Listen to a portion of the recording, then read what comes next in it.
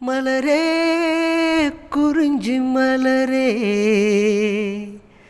தலைவன் சூட நீ மலர்ந்தாய், பிறந்த பயனை நீ அடைந்தாய்.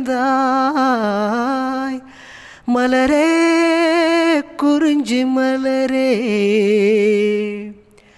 யார் மடி சுமந்து தான் பிறந்தாலும் தாய்மடி மறந்து தலைவனை சேரும் பெண்ணெல்லும் பிறப்பல்லவோ.